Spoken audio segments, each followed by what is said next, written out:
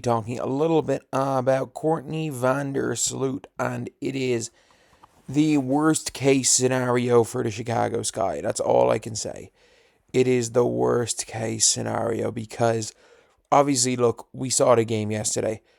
As soon as it happened, we saw Courtney Vandersloot, the way she went, it was a non-contact injury, which there's actually some Chicago Sky news page on Twitter that stated that Ari McDonald's hard foul was what caused Courtney Vandersloot to be off the floor yesterday. This was a non-contact injury. Awful, awful situation. But Courtney Vandersloot has now officially been ruled out for the season with a torn ACL. Like, it is not a shock at all. If you watch the fall, it looked like it was a torn ACL. It looked extremely likely that it was a torn ACL. Because, like, if you're looking here, obviously, well, there's no video of it, but yeah, it's genuinely just not a good scenario because this Sky team, we saw yesterday how reliant they are on Sloot. It's not that, like, Sloot's their best player or anything, but they are so reliant on Courtney Vandersloot. Like, they literally don't have a backup. Don't have a real backup. I'm going to talk a little bit tomorrow about it, but, like, obviously the reason why there's no face cam, there's nothing, and my voice isn't great, like, I'm just exhausted today. I was exhausted today, hence why there was a lot less videos than normal, and I plan on doing more, but obviously kind of overworked it on Friday, Saturday, so just decided to take a chill day. But yeah, Courtney Vandersloot is realistically is their offense. They have to basically redesign everything they do. They have to go away from what they were running, and right now, the Sky are in a really bad spot.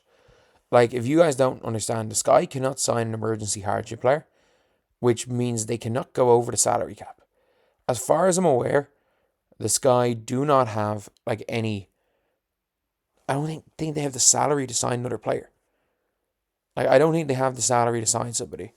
They don't have enough injuries to go to the emergency salary cap.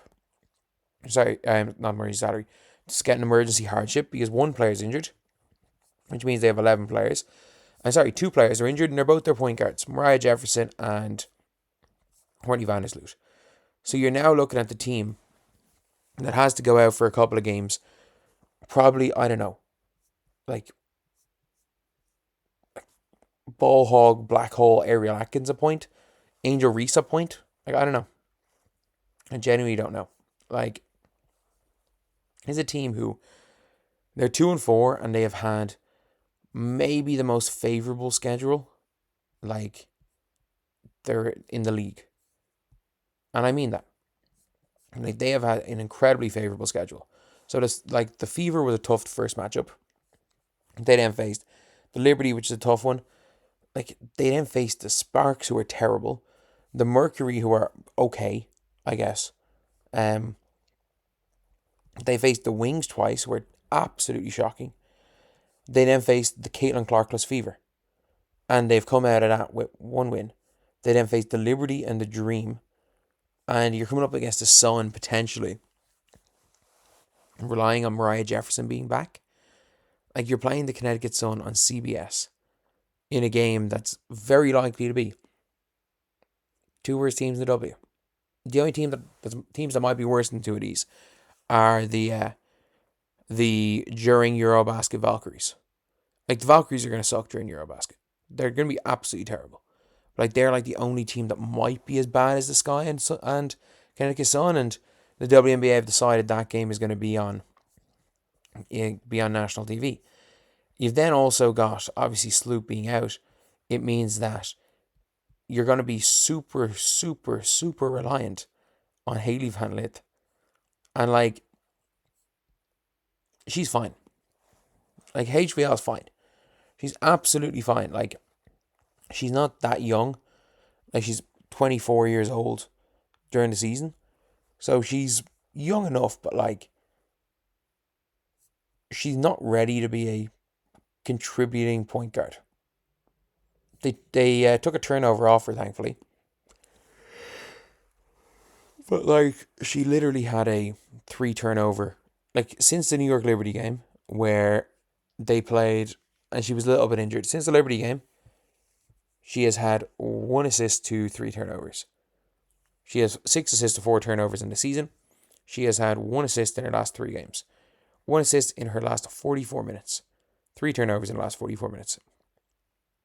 It's not ideal. Not ideal at all. But like, she's going to have to play 25 plus a game. Unless Tyler Marsh redraws up their entire offense. Which, at this stage, I'm like, can Elizabeth Williams play the point? I don't think so.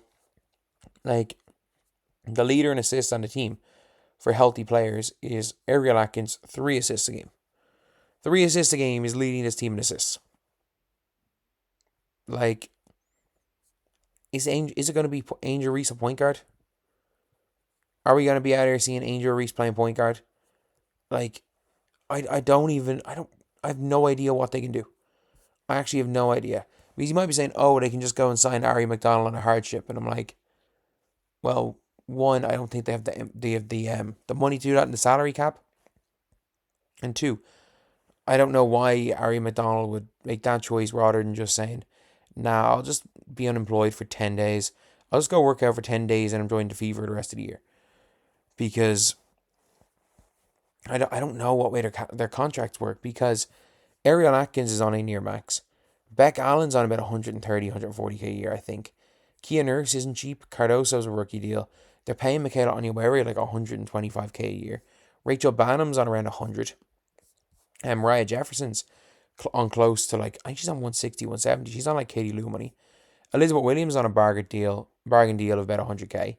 But it's not a cheap team.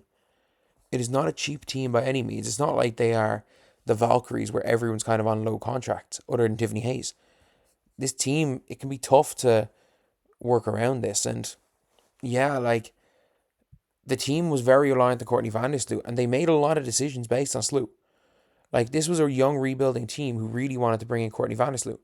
And Sloot was only going to come if they committed to being good now. She's 36 years old. And now it's a situation where she's tore her ACL, she is out for the foreseeable, and her career might be done. They mortgaged their future, seemingly, to bring back, I don't even know where Sloot's from, but like, to bring back one of the greatest players in the history of the franchise. To appease her, they mortgaged their future, and it has been nothing short of a disaster. It has been nothing short of a disaster. The team sucks now. The team's going to suck in the future. Like, if they're not good in 2 years, like, if they're not going to be good this year, and the Lynx have their pick, and if they suck next year, the Mystics get their pick, or the Mystics own their pick in a pick swap.